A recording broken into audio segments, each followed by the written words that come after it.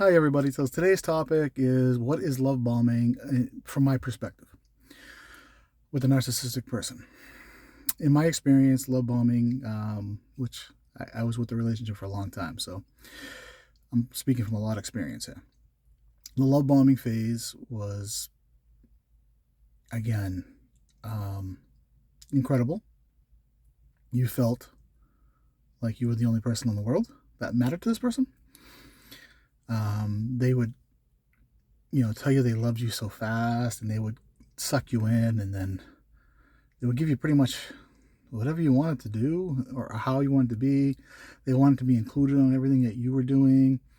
Um, if you liked certain sports, they all of a sudden liked certain sports, but to an extent. Um, they would even want to watch it with you, even though they couldn't stand it. And obviously, they were self-centered in a sense because you can start seeing them taking a lot of pictures of themselves, or and they always want approval from somebody else. It seems like. And I was kind of sitting back and observing some things, and I didn't really pay much attention to it. But the love bombing phase, like you're gonna go in and out of like a relationship a little bit. You're gonna be loving. They're gonna be caring. They're gonna be wanting to be with you. They're going to again, it's a lot of sex, a lot of sex. That's not really the main factor behind that though. But it's just ways of making them attached to you so that you're attached to them. And it's again, it's just getting you more one-on-one time. They're going to want you to be over with them all the time, and just isolating you a little bit more from your friends and family a little bit. And then they're going to be really sweet and sincere when they go to meet your family and friends. And your friends are going to be like, oh my God, this person's amazing. Because they don't know any better, neither do you. And you're like, yeah, this person really is amazing. And then you're going through the cycles with them. That love bombing is just, it's a complete different high that you're ever going to have. Because again, a lot of the times it's obviously it's not real. It's real for them at the moment though. They really feel a lot of that stuff because in their head it's just a way that their mechanisms really work. It's complete opposite of what normal mechanisms work in a relationship. And because they're trying to speed up that relationship to get you to be in it. And they're going to make little hints and subtle hints about, hey, let's get married, maybe living together or wanting to give you a kid or just something to really get you attached to them even more. You're going to notice a lot of things later on in life, but at that time, you're not going to notice a damn thing that's happening to you. They're just, it's like a magic wand that they have over you, and they are really getting you into them. And you're really sucked right into their soul, it feels like. Because they get you on a different level that nobody else could get you at. That's the thing. That's where they want you. They want you to want them even more than anybody else. And they want them to be the only one that matters to you. So they're going to have conversations with you, and then you're going to start confiding in them a little bit more. And again, you're always going to want to see them, but they're always going to want to keep track of you at all times.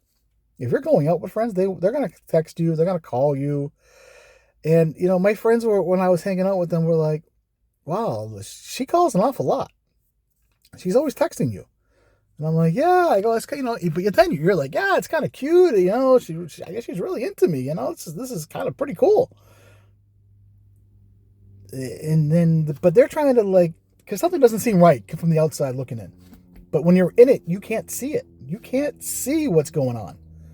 How that magic spell, that potion, so to speak, it is just really getting you closer and closer and closer to them. And they're making these promises, which they don't ever plan to keep any of them. But they're going to get you to believe that they do. And they're going to tell you things which are later going to be denied, and that they never said it. And you're going to want to do these things for them too. And you're going to want to be a better person around them because you feel like this person is just someone you've been waiting for your whole life. And then you realize, yeah, but that doesn't come till later on. You're really sucked into them. And it's start isolating everybody.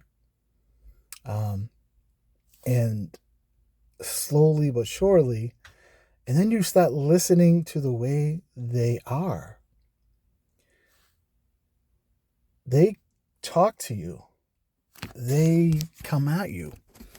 They're always involved with you, but in a different perspective. Your family is like, oh, this person is amazing. This person is sweet. This is the person you should be with.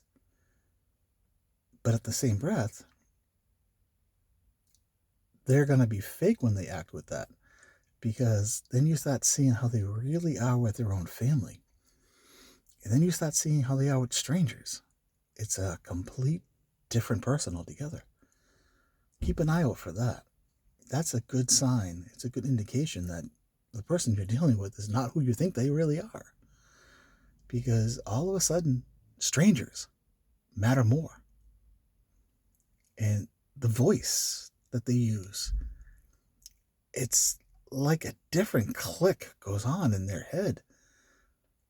You don't really pick up on it right away, but that's why I'm telling you. These things are going to happen to you if you're in a relationship with one. Pay attention to those details.